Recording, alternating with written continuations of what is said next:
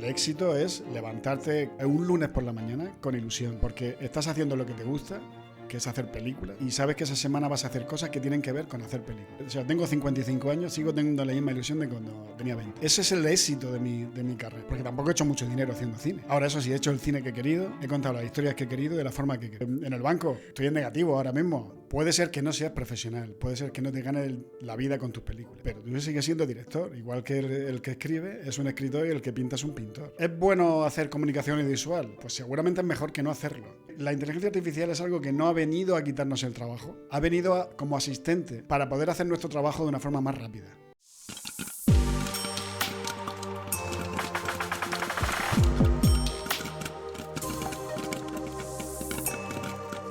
Hola a todos y bienvenidos una vez más a Empopados. Hoy traemos a una persona con mucha trayectoria, podría decirse, y creo que el programa de hoy va a ser muy bueno. Este personaje que traemos hoy es una persona que tal vez te habrá dado clases, tal vez la habrás visto en YouTube o tal vez habrás visto uno de sus tantos proyectos audiovisuales. Con nosotros, Dani Campos. Hola Roberto, ¿qué tal? ¿Cómo estás?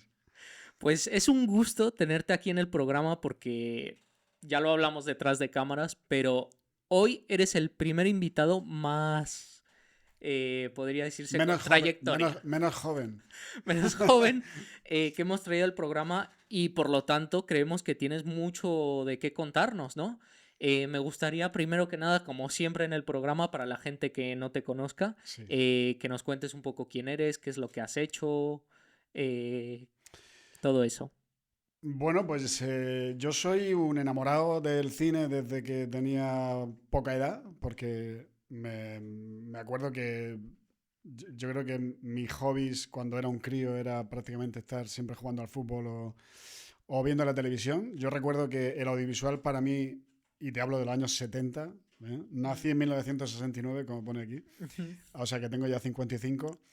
Y yo recuerdo cuando era un niño me sabía de memoria todos los programas de las dos canales de televisión que había entonces, que era la primera y la segunda. Solamente había una televisión, que era la pública en España. Y había ya tanta televisión que me sabía de memoria todos los programas de toda la semana, toda la parrilla de televisión. Entonces yo creo que ahí empezó clarísimamente mi interés por el audiovisual.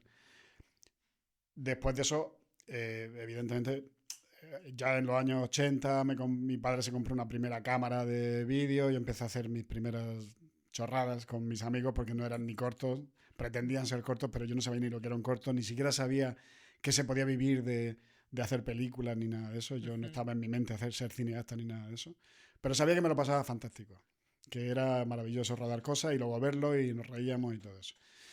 Y a partir de ahí, pues yo luego empecé a estudiar incluso otra cosa. De hecho, yo soy licenciado en INEF, que ahora se llama CACID, que es Ciencias de la Actividad Física y el Deporte, se llama ahora. Sí. Y ya cuando estaba terminando esa carrera, decidí que ya llevaba tiempo haciendo cortos con mis amigos, así, unas cosas muy infumables, amateur, totalmente y tal. Pero ya sí que me había enamorado del cine, totalmente me había enganchado al cine y ya sabía que no quería dedicarme al tema del deporte. Y cuando terminé la carrera de INEF en Valencia, de CACID ahora, Sí. después de eso me fui a Cuba, en La Habana, y ahí estudié dirección de cine. Y a partir de ese momento ya dije, bueno, pues vale, ya eres un director y ahora Sí. a ver qué cuentas y cómo coño lo cuentas, porque eso también es otra, ¿no? Mira, hay una cosa que siempre que viene alguien, cuando le decimos, tú eres director, tú eres realizador, siempre tienen como, ay, ¿cómo podría decirse? No les gusta llamarse a sí mismos directores, ¿no? Uy, no sé por qué. Por eso te quiero preguntar, o sea, ¿qué es lo que hace a una persona llamarse director? O sea, ¿cómo podrías tú decir, yo soy director? A ver, esto es como decía Forrest Gump en la película de Robert Zemeckis, ¿no? Que decía, tonto es el que hace tonterías. Pues esto es lo mismo. Director es quien hace películas. Ujú. Cineasta es quien hace películas. ¿Qué mal habría en decir que eres director? Otra cosa es que tú quieras llamarte director o que te traten como un director profesional cuando no lo eres. Ujú. Es decir, cuando no vives de eso. Pero ¿qué más da? ¿Qué más da? Lo importante es que tú cuentas tus historias por el medio audiovisual y eso te convierte en director. No hay ningún problema. No hay ningún complejo tampoco por decir, Claro. Soy director, pero todavía no vivo de hacer cine. ¿Qué pasa? Y que sigue siendo director, tan director como lo es Spielberg. Spielberg utiliza sus medios para contar sus películas, que son muchos medios, y se lo ha ganado porque Ujú. es un genio, ¿no? Haciendo cine. Y tú haces tus películas con tus medios y yo los hago con mis medios. ¿Y qué? Eso no nos quita de ser directores. Claro, es que mucha gente se piensa que ser y llamarse director es si has hecho una película, o por lo menos una película conocida. Entonces, viendo que mucha gente lo piensa, tú sé que haces cursos y cosas online en YouTube y tienes tu propia escuela online para enseñar a toda esta gente que quiere llegar a ser alguien en la industria del cine. Sí. Entonces, ¿cómo puedes tú encaminar a estas personas para que se les quite esta idea de la mente de decir un director es solamente el que hace películas? Sino, Bueno, es que un director es el que hace películas. ujú, Es decir, yo no pretendo quitarle esa idea de la cabeza a nadie, porque es que es así. Lo que pasa es que está la diferenciación que te decía antes, la de la profesionalización. Puede ser que no seas profesional, puede ser que no te ganes la vida con tus películas, pero tú sigues siendo director, igual que el que escribe es un escritor y el que pinta es un pintor. ujú, No todos los pintores son profesionales, pero todo el mundo, o sea, quien pinta, pues es pintor para mí. Quítale lo de profesional si quieres. Entonces yo a mis alumnas y alumnos de haztupelícula.com, que es la escuela online que tengo para gente que quiere iniciarse en el cine independiente, una de las cosas que hago precisamente es hacer que se crean que son cineastas. ujú. De hecho, siempre me dirijo a ellos como cineasta. Hola cineasta, ¿cómo estás? En esto tenéis que hacer, esto tenéis que hacerlo de esta manera, cineastas.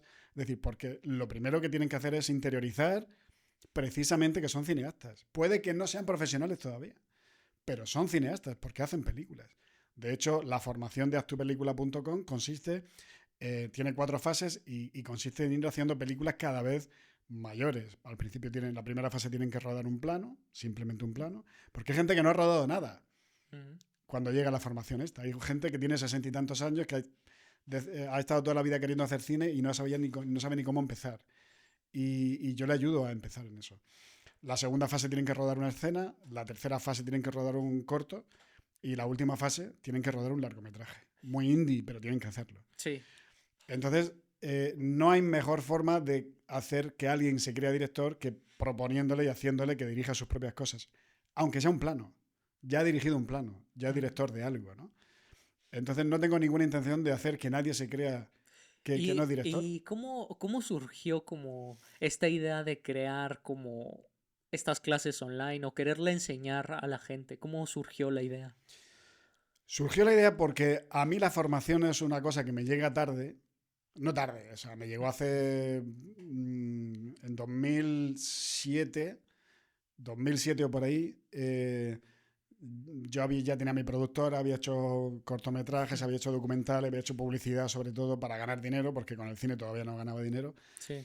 Y, y, y entonces me llegó la primera opción, la primera oferta de dar clase de algo. Y como mi última formación fue la de consultor y analista de guión en el Danish Film Institute de Copenhague, en Dinamarca, y donde me especialicé como consultor de guión, Mm, pues empecé dando clase de guión. Y me encantó. Me di cuenta de que la formación era un ámbito que me aportaba muchísimo. Primero porque entraba en contacto con gente con los mismos intereses que yo tenía, y segundo porque yo me daba cuenta que yo aprendía muchísimo. Me obligaba a aprender para poder enseñar. Y entonces me encanta la formación. mm, Y cuando ya Internet se convirtió en algo que podía llegar a algo realmente masivo, cuando ya las redes sociales se hacían de alguna forma más patentes ujú, y había herramientas como YouTube, como las propias páginas web a través de las cuales tú puedes colgar tus clases y tal, entonces me di cuenta que podía llegar a mucha más gente. Entonces me imaginaba a gente como yo en los años 80 que quería hacer cine y no sabía ni cómo. mm, Entonces decía, me imaginaba el perfil que yo me imaginaba era el de una niña de 19 años, de un pueblo de Colombia. No sé por qué me daba por pensar en Colombia, porque yo tuve muchos compañeros colombianos en la Escuela de Cine ujú, de Cuba. Será por eso, no lo sé. Yo me imaginaba una niña de 19 años en un pueblo de Colombia que quería hacer cine y no sabía ni cómo empezar. Y entonces yo creé un contenido que le pudiera servir a esa niña. Evidentemente, luego eso le sirve a esa niña y a un señor de 65 Claro. de Barcelona y a una señora de Guinea Ecuatorial de 50, ¿vale? Pero yo creé un contenido para un perfil muy concreto. Una persona que quería hacer cine y no sabía ni cómo empezar. Y no sabía ni con qué recursos podía hacer una película. Entonces, esos contenidos te enseñan a que, primero, tienes más recursos a tu disposición de los que crees. Y segundo, te pongo en contacto con más gente que quiere hacer cine.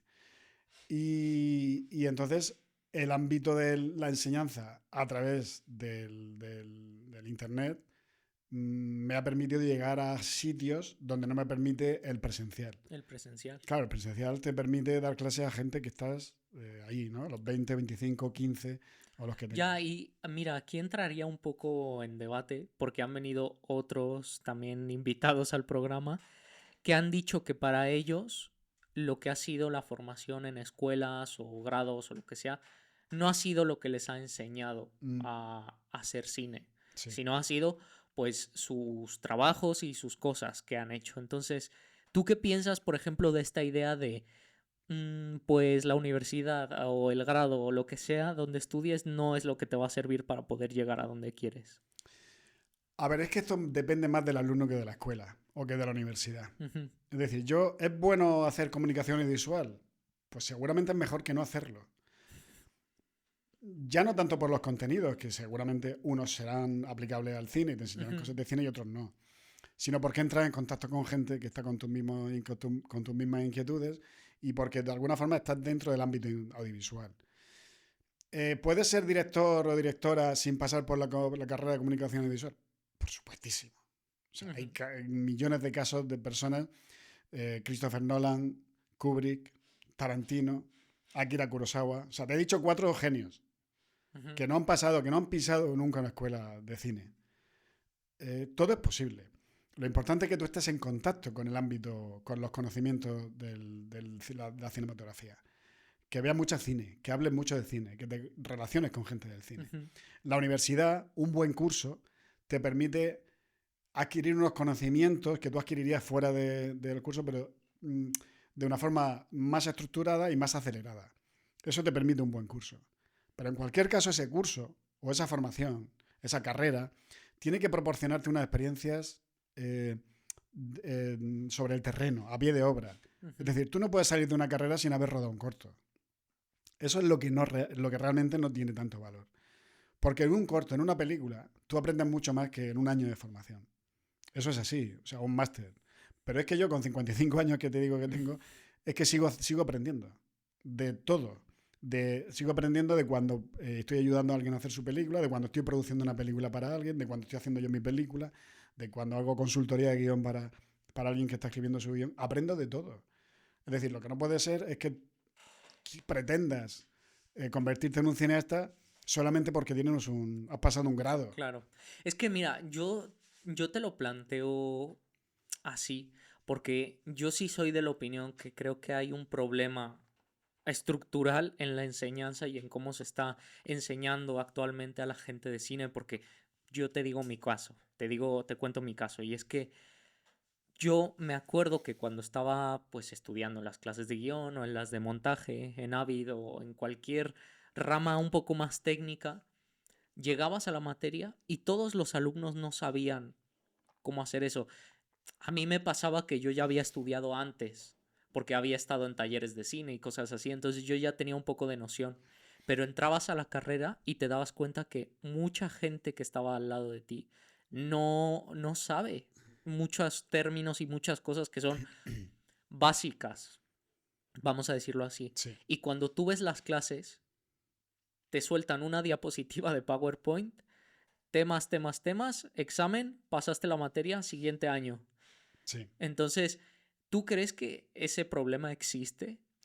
Sí, claro que existe, claro que sí. Ujú, Claro que sí. De hecho, si comparamos la carrera de comunicación audiovisual con otras carreras, con otros centros de formación que están más enfocados al cine, puro y duro, ujú, hay una diferencia en cuanto al currículum, en cuanto a la temática, en cuanto a toda la forma de dar clase y todo eso. ujú, Comunicación audiovisual, por ejemplo, hasta donde yo conozco, porque he trabajado en algún máster de la Carlos III concretamente, y tengo alumnos de prácticas de comunicación visual de la Carlos III también, y de la Ujú. Complutense y de otros sitios.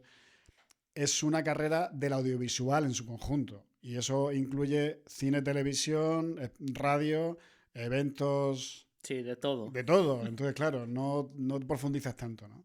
Y hay una cantidad de conocimientos teóricos que quizás no se aplican tanto a lo que es lo puramente cinematográfico. Ujú. Hay otras escuelas de cine que son más puramente cinematográficas y ahí vas a obtener una información mucho más orientada a eso.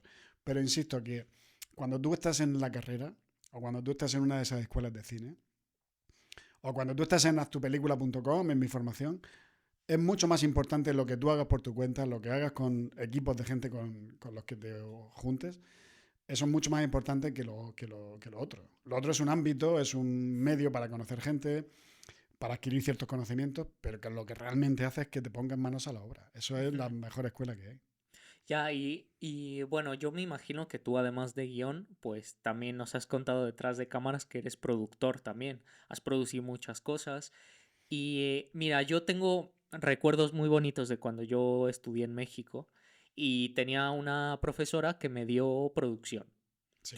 Y entonces yo aprendí muchísimo de ella porque me enseñó pues todo lo que tiene que ver la construcción de un proyecto, las financiaciones y todo eso. Entonces yo quería preguntarte para ti, ¿cómo definirías la función de un productor?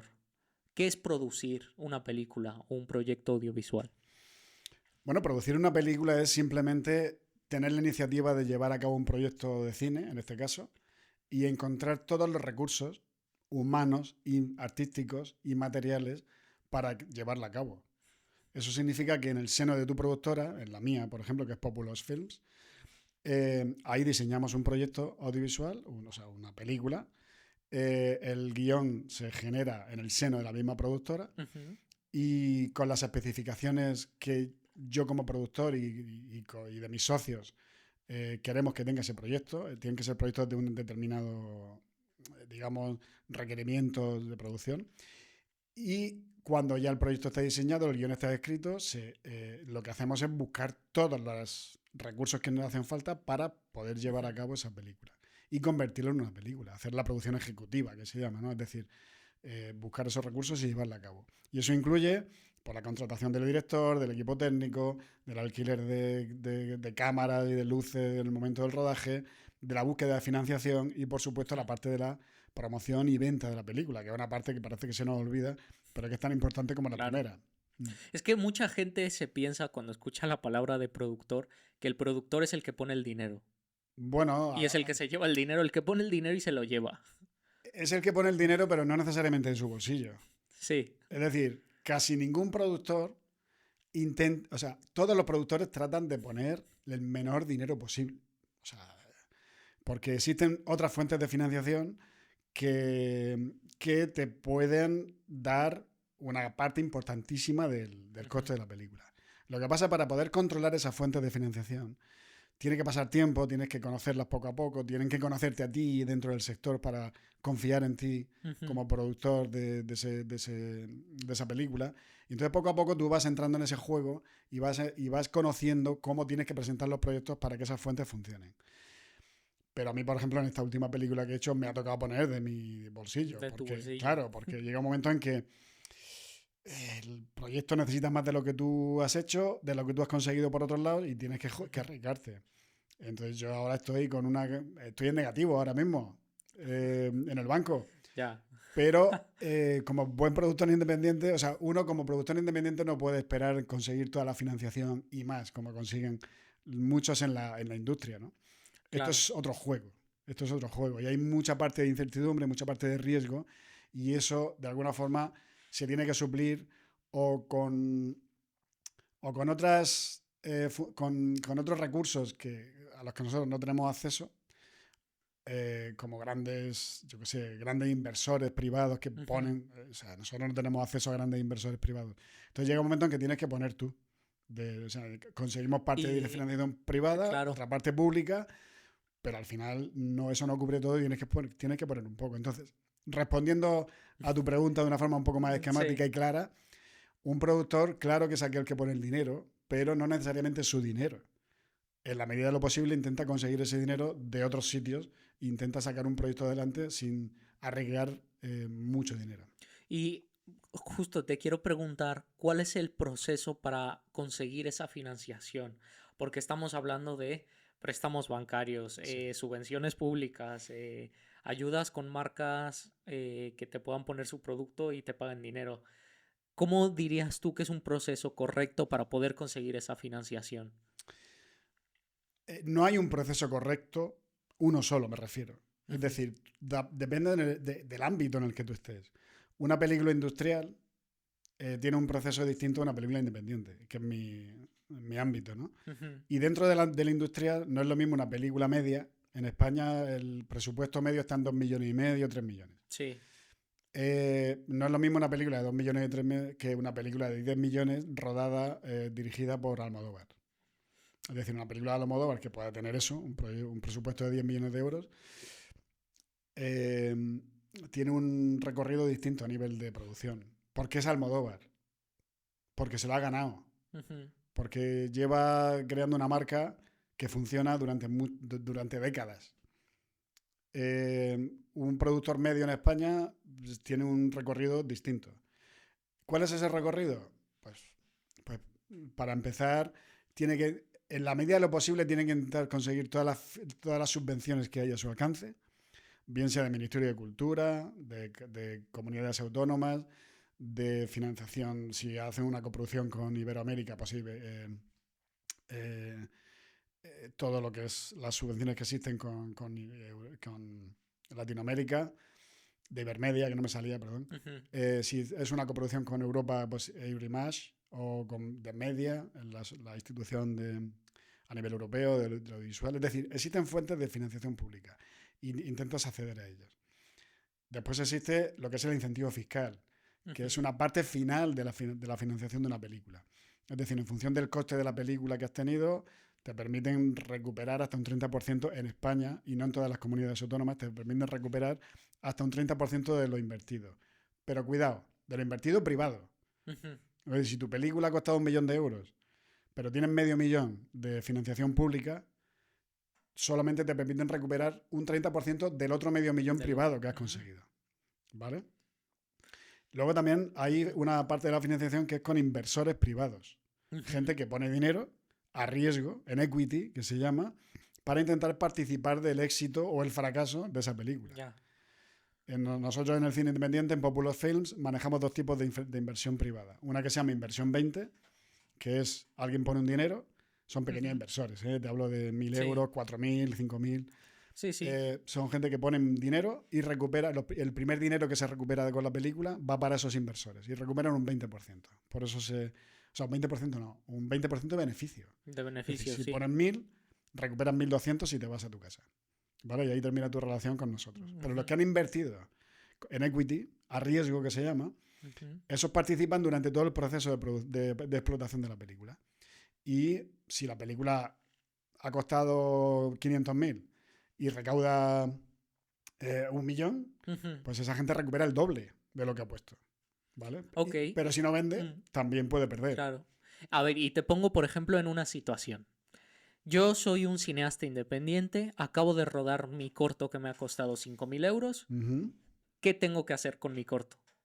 Tienes que moverlo por festivales. O sea, la vida natural de un cortometraje son los festivales.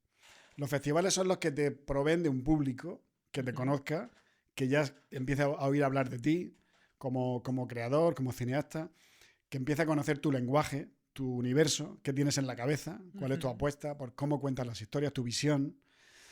Y evidentemente hay una fase de festivales que te puede durar 1 año y medio, 2 años, que tienes que quemar, que tienes que explotar. Y a partir de ahí, cuando el corto ya no tiene más recorrido por festivales, Ujú. entonces tienes que hacer que cuanta más gente lo vea mejor. Y para eso YouTube, las redes sociales, están ahí para que la gente te conozca. Es decir, un cortometraje no tiene una explotación comercial como puede tener un largo. Mm. Tú no puedes pensar, a ver, hay gente que gana dinero haciendo cortos, no sería la primera vez de alguien que gana 70, 80 festivales y muchos de ellos son con dotación económica y acaban recuperando más dinero del que han puesto. Sí. Pero lo normal es que un corto no ocurra eso. Ujú. un corto a ti te sirve primero para aprender. Segundo, para que te conozcan.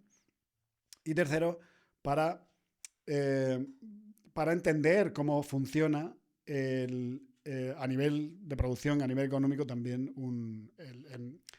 el ámbito audiovisual, el cinematográfico. Es decir, cuando tú llegues a hacer tu primer largo, tú tienes que haber pasado un recorrido como cortometrajista para entender, no solamente para entender cómo se cuenta una historia con imágenes, sino también cómo se financia una película y cómo se puede recuperar dinero. Entonces, cortometraje de 5.000 euros, muy bien, adelante, festivales. Festivales. Y después ya que lo vea cuanta más gente mejor. Para que cuando vayas a hacer tu siguiente película, que te pueda costar 12, 15.000, 20.000, la gente ya sepa quién eres. Si has tenido la gran suerte de que te han seleccionado mucho por festivales y que has ganado algún premio, eso es genial, porque ya van a ver que eres alguien en quien se puede confiar para contribuir a tu película. Bien económicamente o bien coproduciendo contigo, o algún actor o alguna actriz interesante que quiera participar contigo, porque hoy es un director de cortometraje y mañana puede ser un director de largometraje. Y mira, ahora te pongo en otra situación distinta. Tengo una idea en la cabeza. Estoy empezando a escribir mi guión. Lo termino. ¿Cuál es el proceso que tengo que hacer para poder empezar el proyecto y decir, quiero hacer mi cortometraje? Depende, si tú quieres producir también, pues empieza tu función como productor. Y entonces ahí hay un recorrido de intentar buscar la financiación que esté a tu alcance para hacer esa película. De lo que hablamos. Es eso, o sea, tanto si es de largometraje como si es de cortometraje, tienes que intentar recurrir a aquellas ayudas públicas que existen para intentar hacer esa película. Si estamos hablando de un largometraje, pues es exactamente lo mismo, pero a otra escala, ¿no? Yo siempre digo que intentes buscar aliados, intenta coproducir, intenta asociarte con gente que tenga aquello que tú no puedes aportar al proyecto. Si tú eres muy bueno escribiendo y dirigiendo, quizá no seas tan bueno produciendo y necesitas que alguien produzca para ti. Y entonces, pues, necesitas convencer a alguien para que haga esa parte. A ver, uno no puede ser bueno en todo. Ya está bien ser bueno en una cosa, ya es difícil como para ser buena en 3, ¿no? Sí. Entonces, necesitas que alguien aporte eso. El cine es un arte colectivo y cualquier persona desde su ámbito te puede aportar mucho que tú quizá no puedas aportar. Y no puedes estar ciego a eso, no puedes estar cerrado a la colaboración de otras personas. En cualquier caso, si tú quieres producirte todo lo tuyo y quieres buscar tus recursos, te recomiendo que desde el guión, ya tengas claro los recursos que tienes. Porque si tú no tienes muchos recursos y nunca has hecho nada, lo lógico sería que escribas algo que no tenga unos requerimientos de producción muy grandes para que tú puedas producir eso.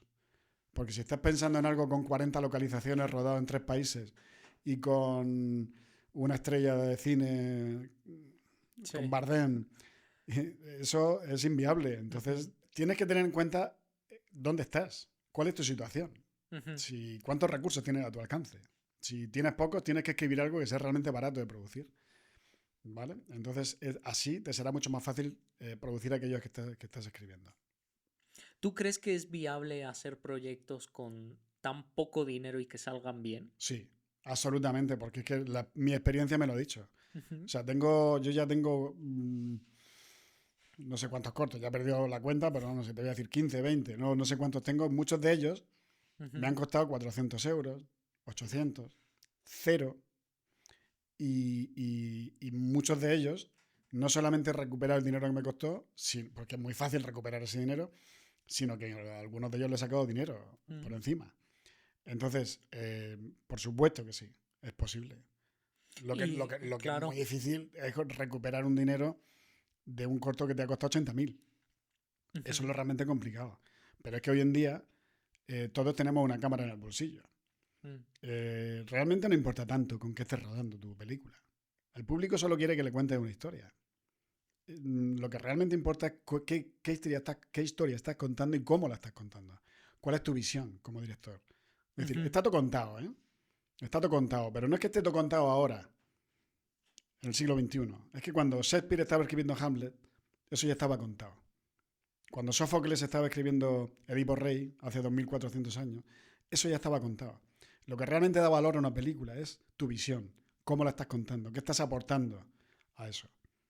Y después de ya lo que me has contado, todos estos proyectos en los que has participado, ¿qué dirías que es lo que más te enorgullece de tu carrera? No te hablaría de películas en concreto, ni siquiera de premios, porque he tenido cortos que han funcionado muy bien y se han llevado premios por todo el mundo. Ujú, Te hablaría de que sigo teniendo la misma ilusión o sea, tengo 55 años, sigo teniendo la misma ilusión de cuando tenía 20. Ese es el éxito de mi carrera, porque tampoco he hecho mucho dinero haciendo cine. Ahora, eso sí, he hecho el cine que he querido, he contado las historias que he querido de la forma que he querido. Esa libertad la he tenido porque para eso hago cine independiente. No voy a hacer cine independiente ujú. para hacer las historias como las contaría otro. El verdadero éxito de mi carrera es mantener la ilusión intacta que tenía al principio. Incluso te diría más. Cada vez me apetece más hacer cine porque cada vez aprendo más de otra gente, de ver cine de otra gente, de Ujú. trabajar con otros cineastas y me dan recursos nuevos y me dan formas nuevas de entender cómo se cuenta una historia y de conocerme más a mí mismo para contar las historias más a mi manera. Ese es el verdadero éxito de mi carrera. Y mira, ya que estamos hablando del éxito de tu carrera, quiero preguntarte, para ti, ¿cuál es el éxito? ¿Hay una edad para alcanzarlo? Yo creo que el éxito es una cosa muy personal. Para uno el éxito es hacerse rico haciendo cine.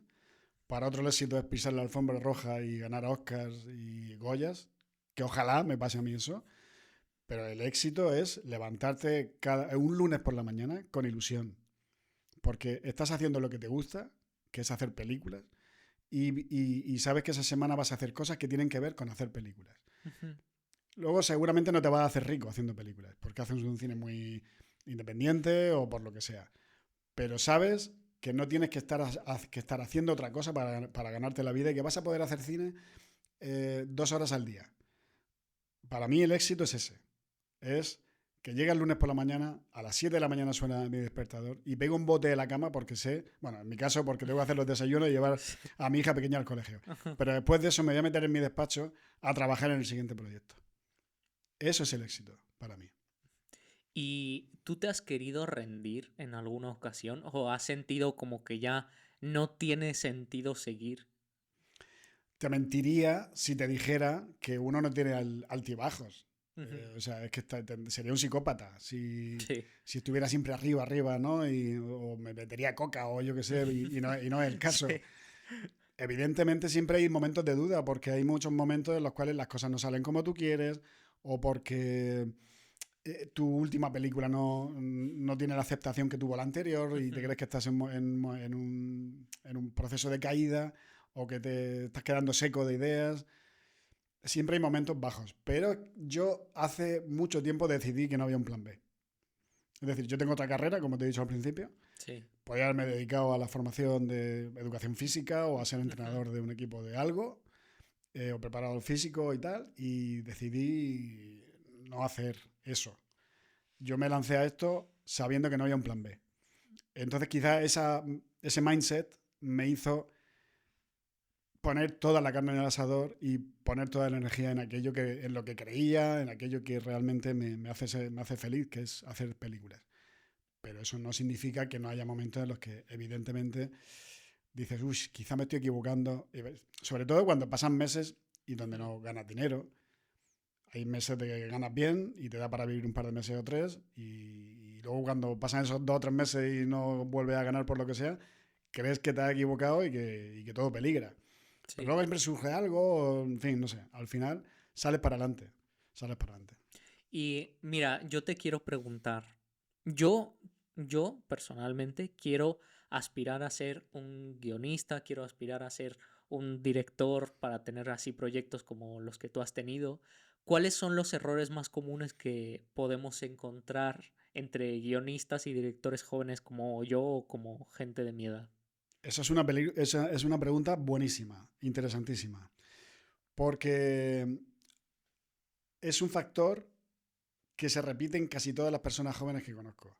Tenéis demasiada prisa. ¿Hay casos de gente que con veintitantos hace su primera película y tiene éxito? Sí, pero no es lo normal. Lo normal es que cada cineasta tiene que atravesar un proceso de formación. Y no me refiero a la universidad, como hemos hablado antes, no, eso me refiero a atravesar una serie de etapas que te hacen entender cómo es el arte de contar historias para el cine. Y no se trata de entender los planos, ni cómo se pone el micrófono. Esos son detalles técnicos que no me preocupan nada. Eso se aprende en 2 tardes. Me refiero a cómo enfrentarte de una forma personal a cómo contar historias. Me refiero a cómo entender cómo se financia una película. Y me refiero a entender la industria en la que estás o en la que pretendes estar. Eso lleva tiempo, lleva años. Y no puedes pretender que porque has escrito un guión de un largometraje, ya crees que estás preparado para llevar a cabo un largometraje. Eso en tu caso no lo sé porque no te conozco tanto, Sí. ojalá me equivoque, pero no suele ser así. Lo normal es que uno tenga que atravesar una serie de proyectos y un tiempo para aprender esas cosas e interiorizarlas de una forma profunda y entender realmente en qué consiste ser cineasta. Eso lleva tiempo. Todos sabemos escribir, porque a todos en la escuela nos han enseñado a escribir, ¿no? Es poner una palabra detrás de otra y tal.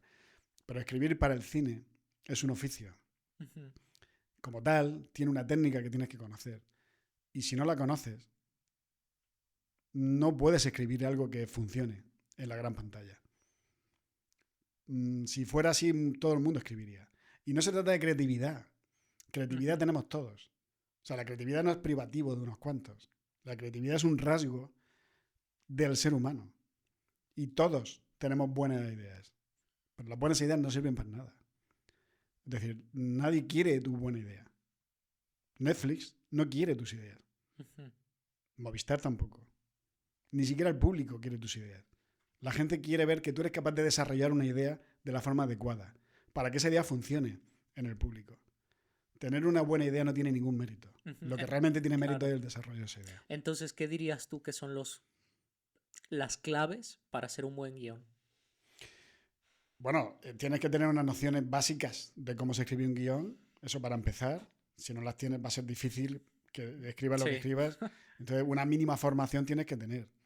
Pero paralelo a esa formación y, por supuesto, posterior a esa formación, tú tienes que escribir mucho y tienes que intentar entender en qué fallas cuando escribes esos guiones, ¿no? Y tienes que testar mucho tus guiones ante el público. Tienes que leer muchos guiones, tienes que ver mucho cine, de todo. Cine bueno, malo, regular, lo bueno porque es bueno, lo malo entender por qué no es bueno. Es un proceso, como te digo, tienes que leer críticas. A mí me sirve mucho también leer críticas, porque soy capaz de ver cosas en las películas, después de ver una película leo críticas y veo detalles que yo no había captado de esa película que ahora sí las entiendo. ¿Vale? Es decir, todo te forma, todo te forma. Y tienes que atravesar ese proceso. No es una cuestión de, no es una cuestión de ya he hecho un curso, ya soy guionista.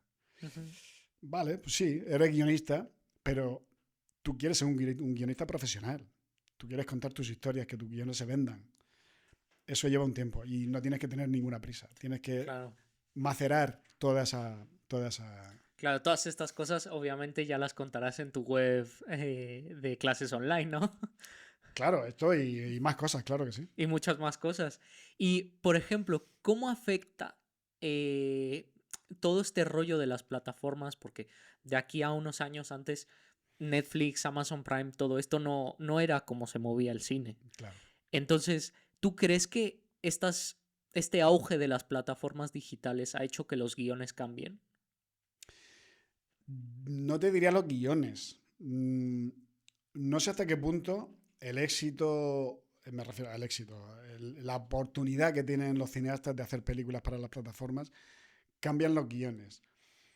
Cambian algunos guiones que, siendo producidos por estas plataformas o producidos bajo el auspicio de estas plataformas, de alguna forma esos contenidos están dirigidos por estas plataformas. Entonces ya no es cine independiente. Ya es un cine industrial a medida de lo que busca esa plataforma. ¿Ok? Es decir, cualquiera puede contar la historia que quiera ahora mismo y hay libertad total de escribir la historia que uno quiera.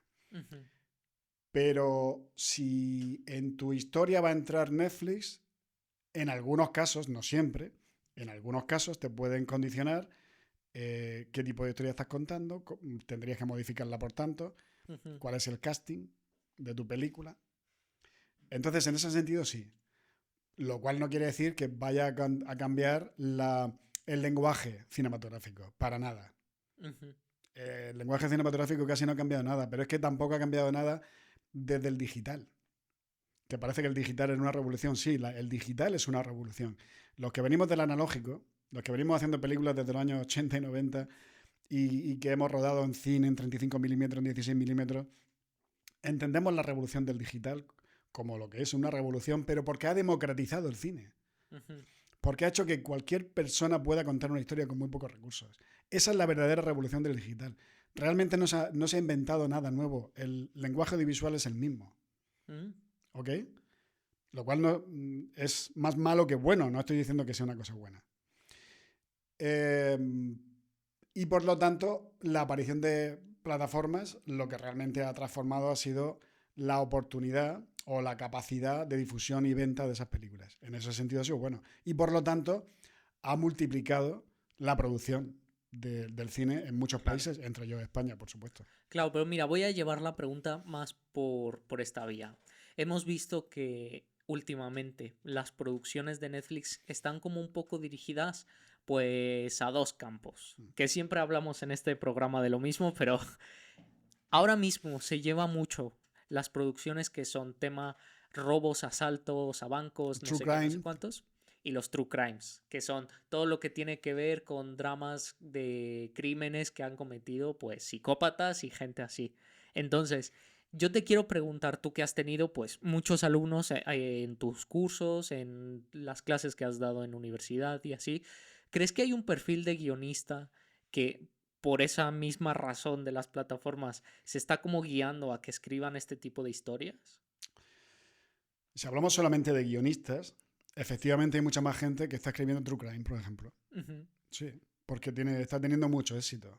Es decir, Netflix es una empresa y como tal, como todas las empresas, cualquier empresa, da Ujú. igual que haga películas, tornillos o ropa, me da igual, quiere ganar dinero. Y si Netflix encuentra un filón para Ujú. hacer negocio haciendo true crime o haciendo comedia romántica o comedia disparatada o drama familiar o películas familiares, pues evidentemente va a explotar ese filón. Pero con toda la legitimidad del mundo, es perfectamente legítimo. Y yo Ujú. cada uno hace lo que quiere con su empresa. Eso está condicionando efectivamente que como ahora, pero incluso a nivel documental, no Ujú. solamente de ficción, Sí, sí. como el true crime está teniendo tanto éxito, mucha gente está buscando por ahí historias de crímenes reales sobre los que hacer. No está cambiando la forma de escribir, pero sí las cosas que se están escribiendo, el género que se está Ujú. escribiendo, eso sí. Y tampoco me parece mal, porque hay gente que quiere ganarse la vida escribiendo. Y si ve que también un guionista como tal también es una empresa. Es alguien que quiere explotar unos recursos y vivir de eso. Y si ve que puede ganarse la vida haciendo true crime, pues ¿por qué no va a hacer eso? Claro, pero viendo que se llegan a repetir las mismas temáticas y las mismas historias, ¿tú crees que en algún punto Netflix va a decidir, pues es que casi que se repiten las mismas historias, lo hago con la inteligencia artificial? ¿Para qué necesito a alguien que lo escriba? Bueno, eso es un debate. El tema de la inteligencia artificial es un debate interesante y yo creo que si Netflix cambia eso, no será porque... Es decir, Netflix hará aquello que tenga que hacer para ganar dinero. Ujú. Y si cambia de true crime a comedia romántica porque cree que ahora el público demanda comedia romántica, va a producir comedia romántica. ¿Vale? O sea, da igual que lo haya escrito un guionista o la inteligencia artificial. Luego, aparte, está la inteligencia artificial, que eso es otra. Yo estoy haciendo mis primeras investigaciones con la inteligencia artificial y veo que es útil para unas cosas, pero el aspecto creativo todavía no le veo. Todavía, ¿eh? Yo esto no sé qué Sí. va a pasar dentro de 5 años. Estamos en 2024, final de 2024 grabando esto. A lo mejor en 2027 o 2028 me tengo que tragar mis palabras, ¿no? Pero todavía no tiene una aplicación creativa tan clara. Yo utilizo la inteligencia artificial para mis contratos de venta con distribuidoras, para buscar documentación, Ujú. para consultar ciertas cosas concretas que yo tardaría una tarde entera buscando en internet para encontrar la solución a eso. Para todo eso sí, y he probado a hacer a escribir un guión con inteligencia artificial. De hecho, concretamente hace poco le dije, escríbeme una escena de Friends en donde Joey le pide a Phoebe que se case con él porque no sé qué. Y es un buen intento, pero los chistes que escribe son bastante malos. Y a nivel creativo todavía no da a algo que realmente sea potable e interesante. Claro, ¿crees que hay un factor humano todavía en las historias? Lo hay. Y yo creo que lo seguirá viendo. Mira, pasan dos cosas. La primera, y esto es una teoría mía y una lectura mía que yo hago, ¿eh? Esto no es ciencia, ni tiene que sentar cátedra, ni nada de eso. La inteligencia artificial es una tecnología que lleva décadas perfeccionándose. El cerebro humano lleva millones de años perfeccionándose.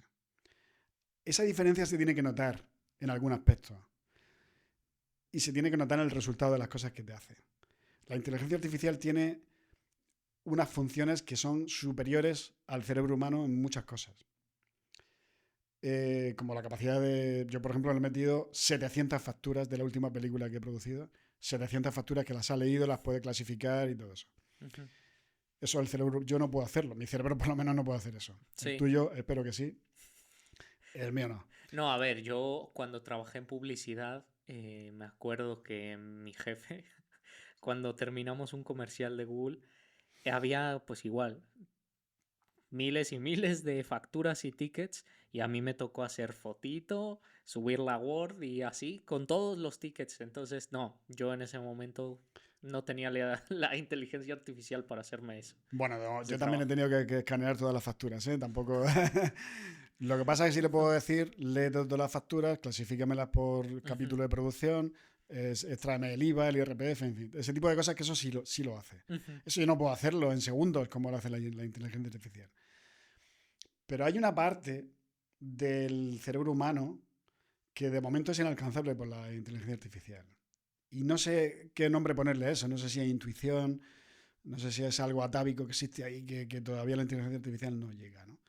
Y yo creo que es por los millones de años de perfeccionamiento que tiene el cerebro, como tecnología, ¿no? Que tenemos dentro de nuestra cabeza. Entonces yo creo que la inteligencia artificial es algo que no ha venido a quitarnos el trabajo, ha venido como asistente para poder hacer nuestro trabajo de una forma más rápida. Uh-huh.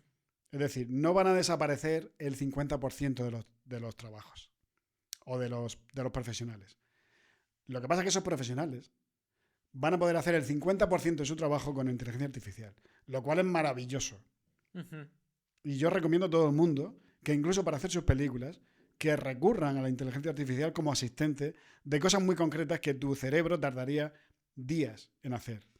Porque la inteligencia artificial te lo va a hacer en segundos. Por otro lado, cuando tú estás escribiendo una historia, tú puedes decirle a ChatGPT, escríbeme un guión sobre chico busca chica en la playa de Alicante y se van a comer un arroz y no sé qué. Uh-huh. Y te escribe un guión, ¿vale? Tú imagínate que tú tienes una experiencia con una chica con la que te fuiste a comer un arroz y escribes el mismo guión al mismo tiempo. Bueno, él te lo escribe en segundos, tú tardarías a escribir 2 o 3 días. Uh-huh. O sea, el ChatGPT escribe por encima de la media, ¿vale? Lo cual tampoco es mucho decir porque casi nadie escribe. Pero por encima de la media de la población es mejor que la media.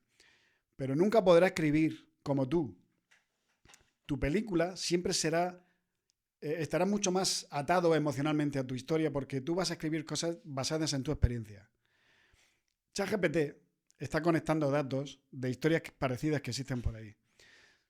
Tú te has enamorado, tú te has comido un arroz en Alicante y tú sabes... hay cosas emocionales que tú vas a poner en tu guión que nunca va a poner ChatGPT. Uh-huh. Entonces eso le va a dar una autenticidad y una credibilidad a tu historia que nunca le va a dar ChatGPT o cualquier inteligencia artificial que escriba guiones. Y por otro lado, tú vas a estar mucho más motivado para contar tu historia, para buscar financiación, para dirigir a tus actores, para vender la película, claro. Tu película, porque estás mucho más conectada a ti como persona y para ti va a ser mucho más auténtica. Y algo de esa autenticidad tuya, personal, se va a transmitir a la obra y al público. Esa es mi experiencia con la inteligencia artificial. Una vez dicho eso, insisto, inteligencia artificial, sí, por favor. Es que en los últimos años ha avanzado mucho la inteligencia artificial y bueno, yo pienso exactamente igual que tú. Creo que siempre va a haber un factor humano dentro de todos estos proyectos. Esto va a agilizar muchos procesos porque yo lo he estado viviendo a lo largo de la carrera. Yo inicié la carrera y no existía el ChatGPT. Ya últimos años de la carrera, ChatGPT para hacer todo. Es que Sí. el problema de cuando yo te estaba diciendo que tienen ahora mismo las carreras y las cosas de estudio es que sí, ya están saliendo herramientas que te pueden detectar las cosas que están hechas por IA y las cosas que no, pero en realidad, si tú lo analizas muy bien, cada vez que te piden un trabajo que es quiero que me hagas un resumen de este artículo, quiero que me hagas no sé qué de esta cosa, que tengas que escribir en la computadora.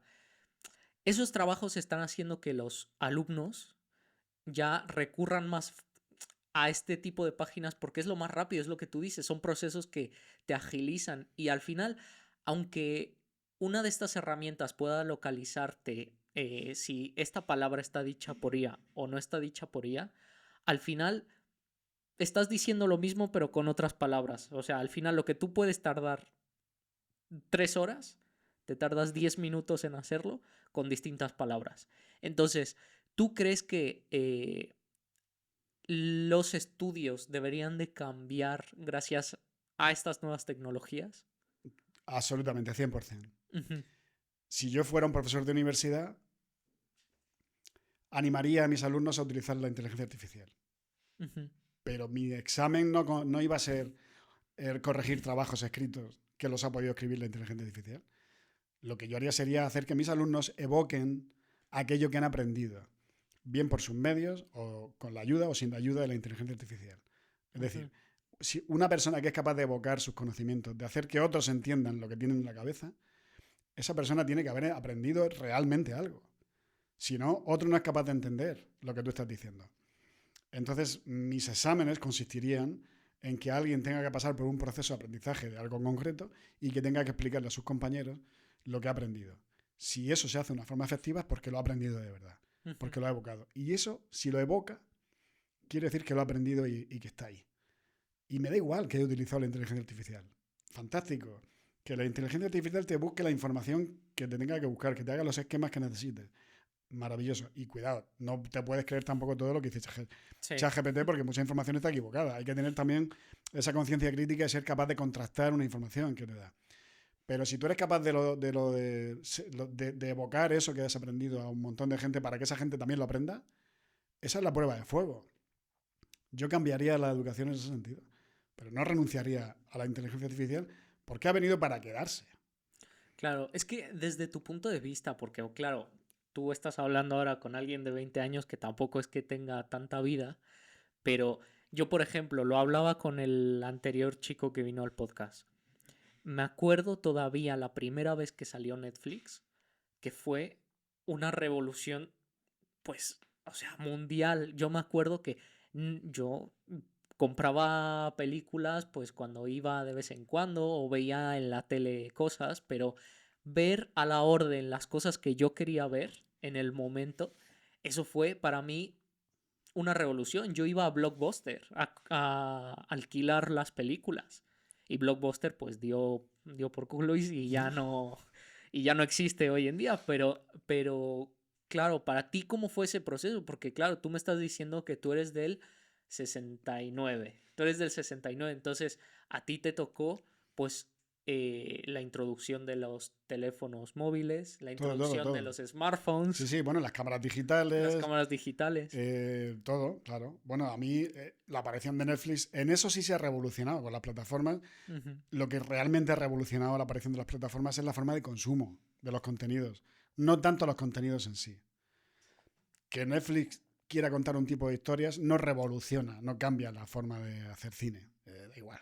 Es Ujú. solamente un tipo de historias. Cuando la Warner hacía películas en los años 50, eh, pues hacía las películas y se hacían las películas que la Warner quería, porque ellos entendían su modelo de negocio y ya está. Es decir, en eso nada ha cambiado. Ujú. Pero sí se ha revolucionado la forma de consumir las películas. Y eso de poner una película a golpe de clic, vamos, es que es maravilloso. O sea, pero ya no solamente eso, si es que la existencia de Internet. Los que habéis nacido con Internet, no os dais cuenta de lo que es Internet. Ujú. O sea, yo le doy todos los días gracias a la vida por haber creado Internet, porque es que me da unas posibilidades de aprender y de llegar a gente vamos, eso es impensable. En los años 80, 90, imagínate. No Claro. existía. Internet era una red, todavía existía, o sea, ya existía Internet, pero era una red que conectaba 4 o 5 ordenadores de la NASA o de no sé qué complejo de Estados Unidos y ya está, ¿no? Cuando a final de los 90 se hace ya Internet Ujú. realidad, eso cambia muchísimo. Y no te puedes ni imaginar el cambio que supone eso. Es Claro, pero impresionante. mira, mucha gente siempre dice, ay, cómo me gustaría volver a esas épocas, a los 80s, a los 90s. ¿Tú qué piensas de eso?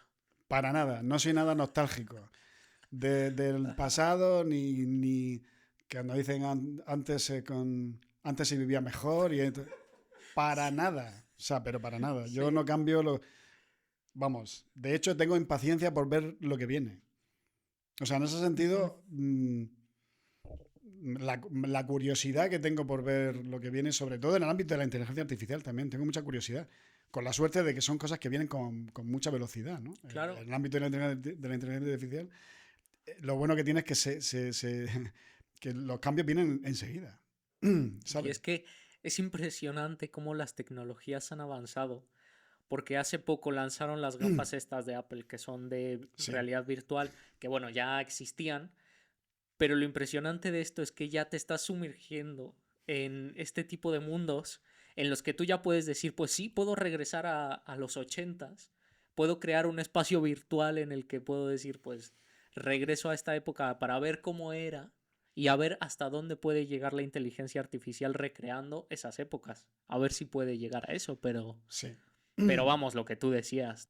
Yo doy gracias por haber nacido en esta época, porque creo que los cambios que me han llegado a mí, y mira que han sido pocos, no han sido demasiados porque yo ya nací con los teléfonos, con el internet, pero bueno, yo sí que fui de la generación que pasó de los teléfonos Nokia de teclas a los teléfonos smartphone, y también fui de la generación que conoció por primera vez el streaming, YouTube, y bueno, ahora recientemente de la inteligencia artificial.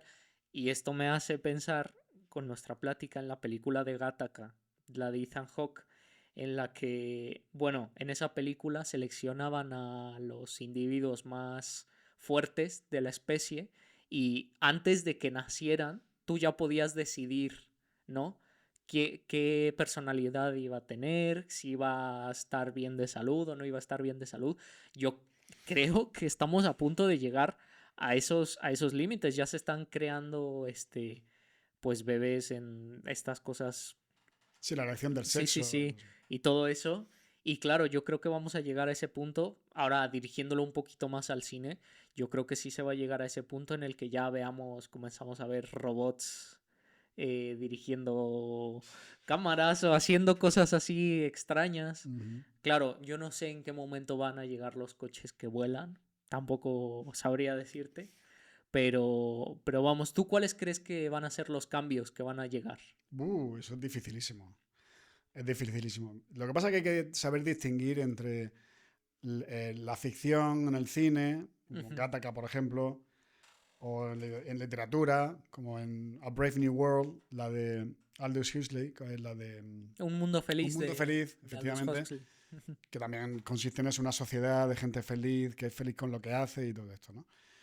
Pero luego realmente eso es algo que tiene que pasar un filtro moral y ético muy potente. Entonces, yo no sé hasta qué punto el ser humano va a permitir que esas cosas ocurran más allá de la ficción. Ujú. Es complicadísimo. Por eso hay tanto graduado en filosofía que está entrando en empresas tecnológicas. Eso Ujú. es una cosa interesante de considerar ahora porque hay una parte, y me parece un acierto total, una parte eh, que tiene que ver con la ética y con la moral, que tiene que acompañar al desarrollo tecnológico. Ujú. Porque no todo vale. No vale inventarse un robot o no vale manipular genéticamente Claro. a una persona de momento. Entonces, yo creo que en ese sentido, si se hace algo de eso, será para intentar que haya personas que no sean susceptibles de padecer hemofilia o susceptibles de... Es decir, las modificaciones genéticas que se hagan se harán en ese sentido, creo yo. Eh, y luego, con respecto a qué cambios va a haber en el futuro, eso es algo tan difícil de decir. Bueno, además es que yo no soy un experto en tecnología, yo soy un espectador y un lector de contenido tecnológico porque me interesa el tema, porque escucho y leo mucha divulgación científica, pero no lo suficiente como para poder decir qué cambio va a haber.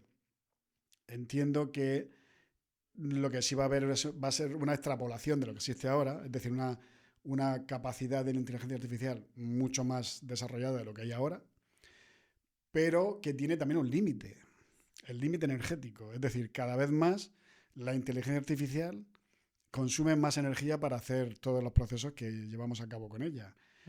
Lo cual está implicando una serie de transformaciones de producción de energía, sobre todo en Estados Unidos.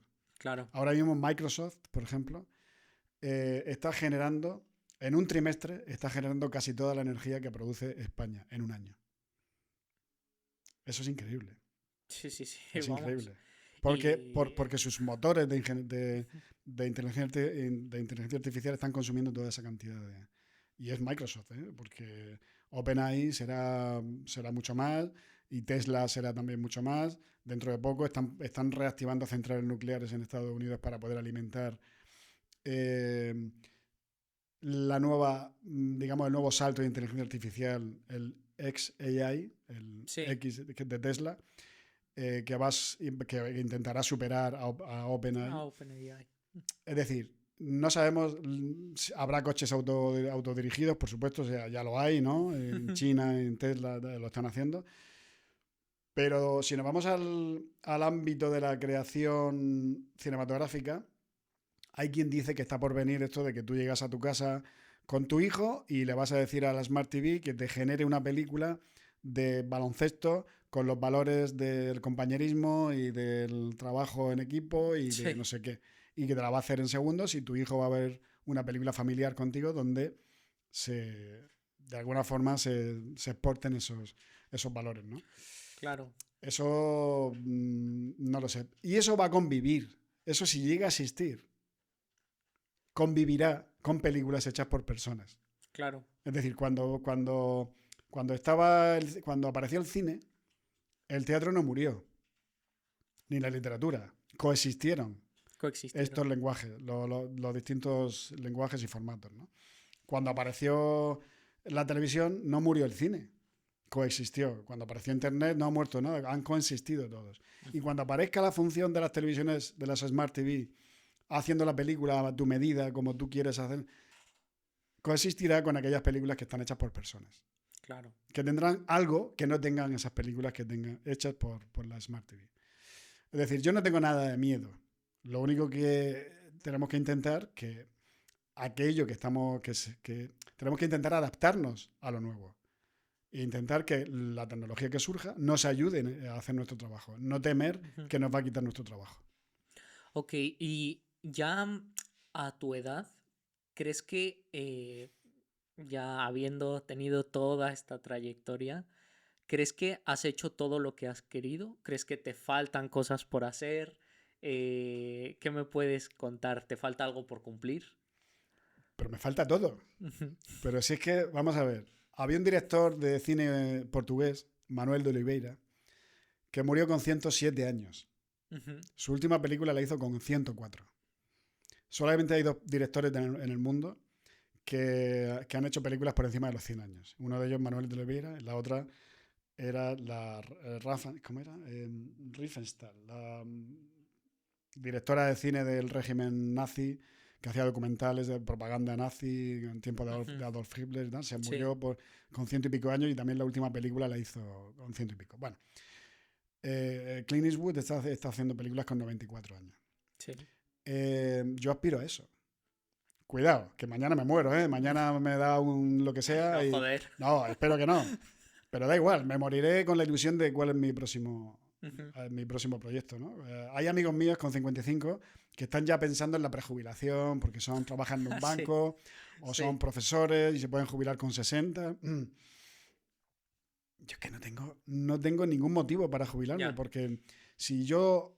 Es decir, yo decidí un día dedicarme a aquello que me hace feliz, aquello que yo podría hacer gratis. De hecho, lo he estado haciendo gratis durante mucho tiempo. Sí. Aquello que yo haría si mañana me jubilara y tuviera dinero para vivir, ¿qué haría? ¿Qué haría? Pues haría películas. Es que yo soy feliz haciendo películas. Entonces, además, tengo la sensación de siempre de estar empezando. Porque uno aprende tanto durante el proceso que llega un momento que siempre estás con la intención de querer poner en práctica aquello nuevo que has aprendido. Ujú. Entonces siempre tengo la sensación de estar empezando de nuevo. Eh, y de estar al comienzo de algo. Y de estar siempre con la sensación y con la frase en la cabeza, con el mantra de lo mejor está por llegar. Claro. Seguramente lo mejor no está por llegar, no lo sé. Pero, pero esa capacidad, ese espíritu y esa mentalidad Sí. ya te hace mirar al futuro con ilusión. Y a mí, mientras mi físico me responda, y también trabajo mi físico para que eso sea así, hago deporte casi a diario para que... Porque Ujú. claro, tú tienes 20 y tú no has empezado, y tú estás nuevo. Pero cuando tengas 50 ya verás Sí. como hay cosas que empiezan a fallar en el cuerpo. O sea, a partir de los 40, 45 estamos todos deprestados en este mundo.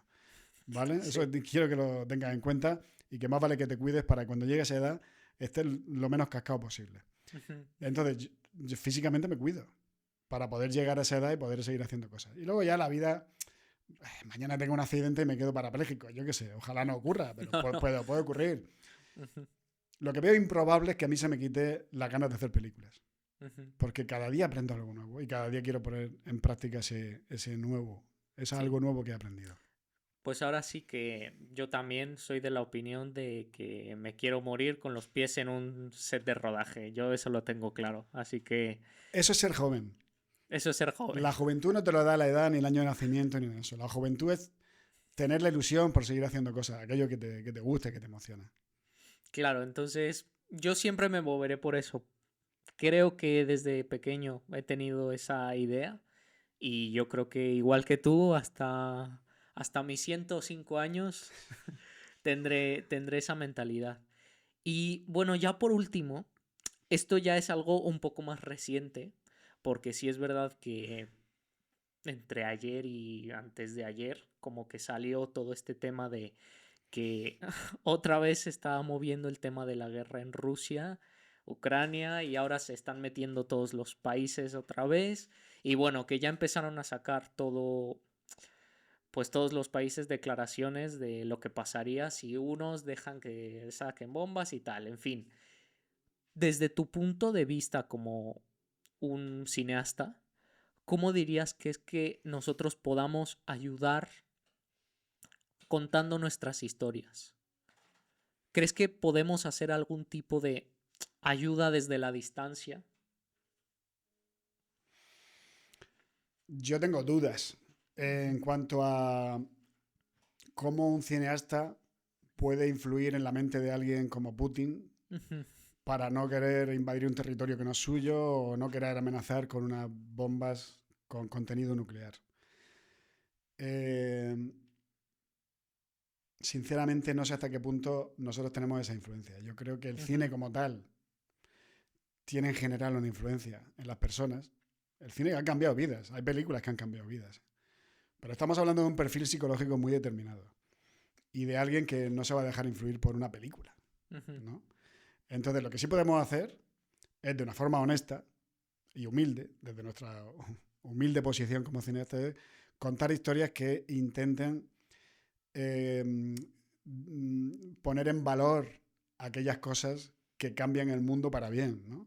Aquellas películas que hablan del valor de la paz, del entendimiento Ujú. y de la convivencia en general, ¿no?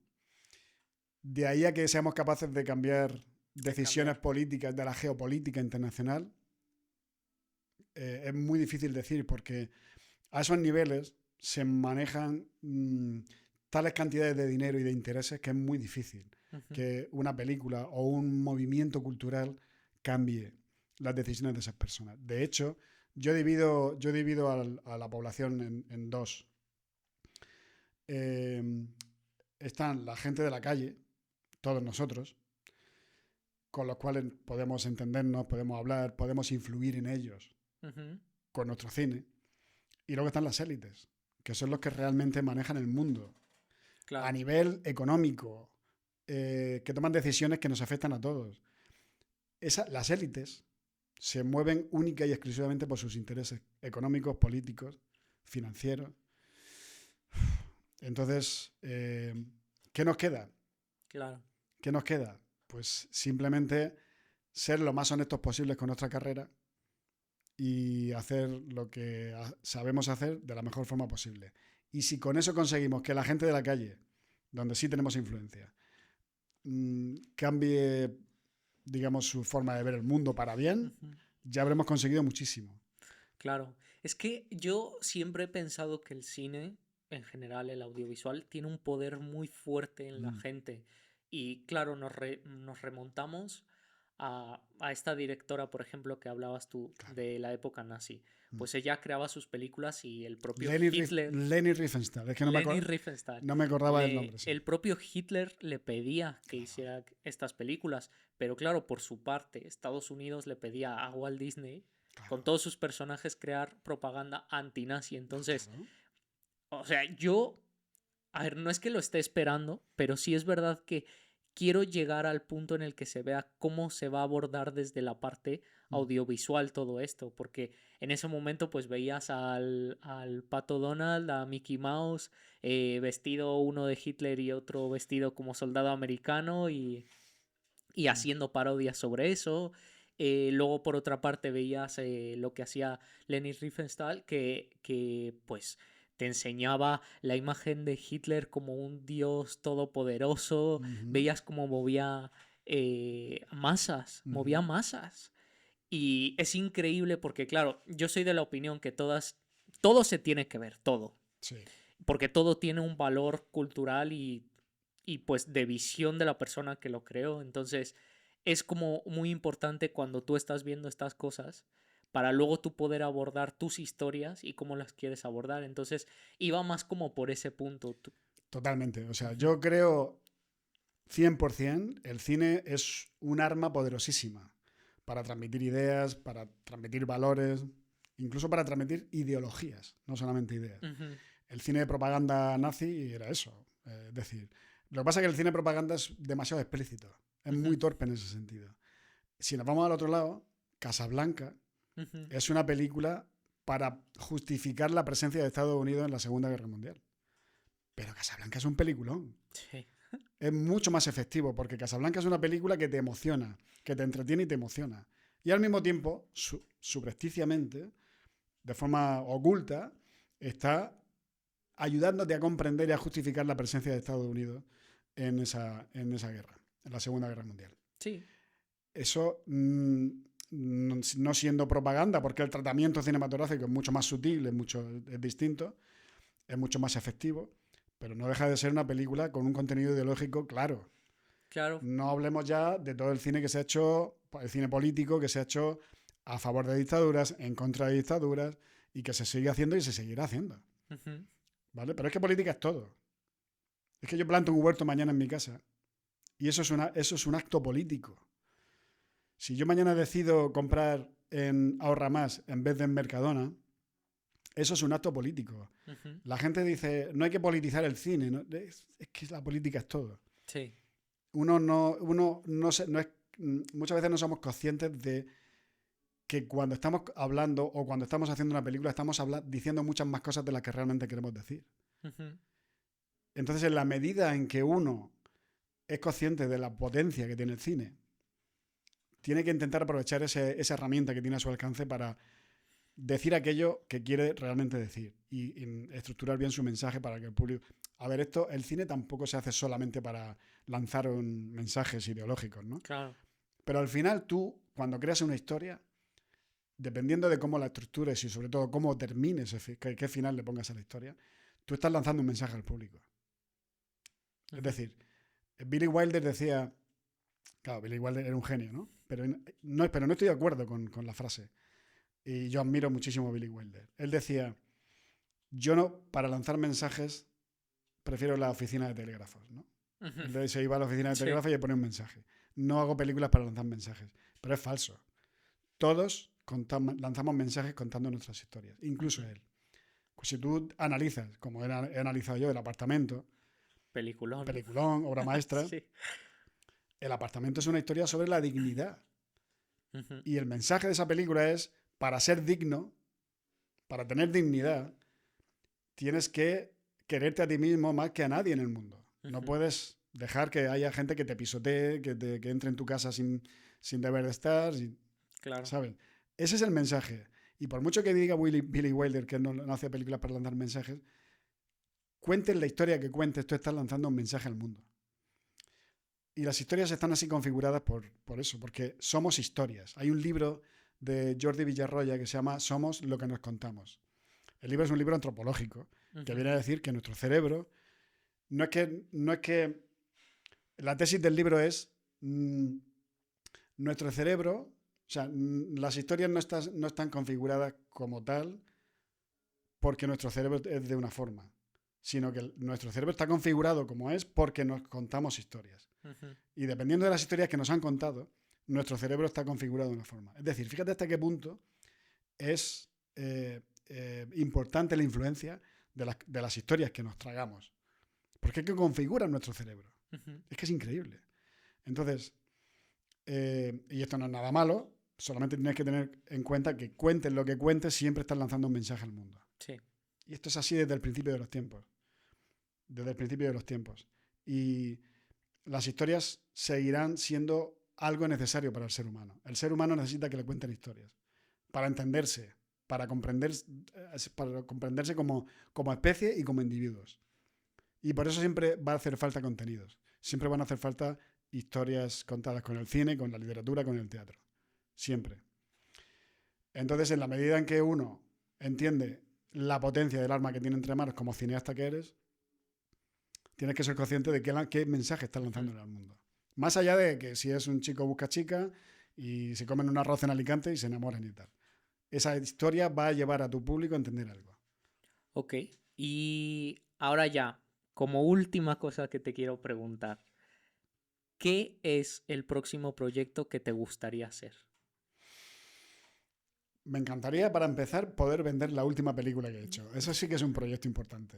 Bueno, que cuéntanos un poco también, si quieres, aquí para la Sí, gente que nos está encantado. viendo. Bueno, pues es un proyecto que he producido, he Ujú, coproducido desde Populous Films, que se llama El ujú, Instinto, con uno de mis alumnos, un tipo especial, se llama Juan Albarracín. Es un alumno que he tenido desde hace 7 años ya. ujú. Al que al principio lo tuve como ayudante de dirección mío, luego le produje algunos cortos y ahora ya llegó el momento, es un tío súper maduro a nivel intelectual, a nivel personal también, que son muy importantes también. Ujú, Eh, y le hemos producido su primer largometraje, se llama El Instinto, es un thriller, un thriller psicológico, eh, con Javier Pereira, con Fernando Cayo, con Eva Llorac. Eh, y bueno, pues ahora mismo estamos en fase de festivales, vamos a estrenar comercialmente en salas en mayo de 2025. ujú. Y ahora estamos intentando, pues eso, que vaya por festivales. Moverlo. Hemos ganado el Festival de Albacete, Avicine, hemos ganado Ujú, la sección Being Different de Terror Molins, un festival de terror de Barcelona. También premio público y también mejor guión. Ahora vamos a México, a Mórbido, Mérida y México. También en Buenos Aires, en Festival Rojo Sangre. Son festivales muy de nicho, muy de terror y tal, pero bueno, que hemos estado en Linares, en Isla Calavera, en Tenerife. En fin, que estamos en proceso de festivales. sí. Hemos firmado ya con una distribuidora internacional para ver si conseguimos vender la película en distintos territorios. Y encantado de haberla hecho porque ha sido como un máster para mí haber hecho Ujú. esta película. Sigue siendo una película independiente, $500,000 de presupuesto, pero creo que es una película que hemos acertado con la historia, hemos acertado con el planteamiento de producción y hemos acertado con el director sobre todo. Es una apuesta clarísima la que hemos hecho por este chaval, porque tiene 24 años ahora, la rodó con 23 años, y Ujú. no nos arrepentimos para nada, porque ha sido un acierto total. Pues nada, tocará verla en el cine el 25 de mayo del 2025. Efectivamente, pues por ahí estará la cosa, sí. Entonces, ¿cuál es tu próximo proyecto? Mi próximo proyecto, tengo varios, porque un cineasta que se precie de serlo siempre tiene varias cosas en la cabeza y Sí. varias cosas escritas y empezadas. Ujú, Pero estoy dándole forma a una historia de una serie de 6 capítulos para televisión, una serie circular, es decir, historias de que ujú. cada capítulo es una historia diferente al segundo capítulo y el tercer capítulo y tal, no es una historia de continuidad. Y por otro lado estoy escribiendo una historia independiente también, una peli independiente de Ujú. guerrilla porque se veía a rodar con muy pocos recursos en una localización, en un hotel de Asturias. Y es una película contada en 12 planos. Y además 12 planos fijos, donde el valor del plano no está definida por si la cámara se mueve hacia un lado o hacia otro, sino por la cercanía o la lejanía de los personajes a la Mm. cámara. Es un experimento que tengo ahí, que quiero hacer y que seguramente rodaré en octubre, noviembre del año que viene. Del año que viene. Sí. Pues nada, perfecto. Pues un gusto haberte tenido aquí y pues nada, esperemos que esto sea el comienzo de una bonita amistad para la Muchísimas gente. gracias. Ha sido un placer. Me ha encantado estar aquí. Tenéis un podcast muy chulo que No, gracias ya a me he ti. suscrito, pienso seguir. Y nada, me ha encantado la Nada, entrevista. pues eso, un gusto haberte tenido aquí. Y bueno, como siempre te voy a dar aquí el balón de la FIFA, pero antes no sé si... Ah, ok. Antes te voy a dar aquí el balón de la FIFA. Pero antes de darte el balón de la FIFA para que lo firmes aquí con toda la gente que nos ha venido aquí al podcast, quiero que veas a cámara y le digas a nuestro público, le recomiendes o una película o una canción o un libro para que se nutran un poco.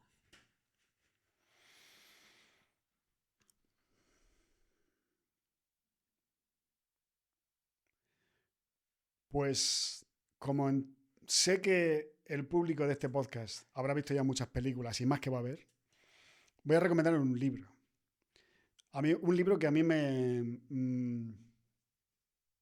es que me cambiara la vida, pero sí me ayudó a entender en qué consistía el hecho de hacer cine.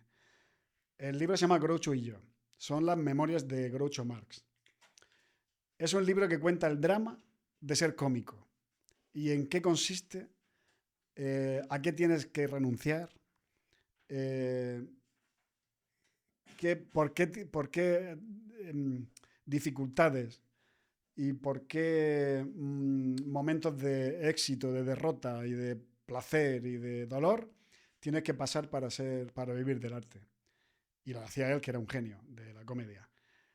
Groucho y yo, de Groucho Marx. Pues perfecto, te doy el balón de la FIFA para que lo firmes. Claro que sí. Y nada, como siempre, ya saben que aquí van a estar nuestras redes sociales, aquí debajo las mías, las de él y las del programa de Empopados. Así que ya saben, estamos todos los miércoles a las 6. Así que nada, un gusto haberte tenido aquí y pues esperemos poder traer a más gente como tú al programa. Así que muchas gracias y nada, hasta la próxima.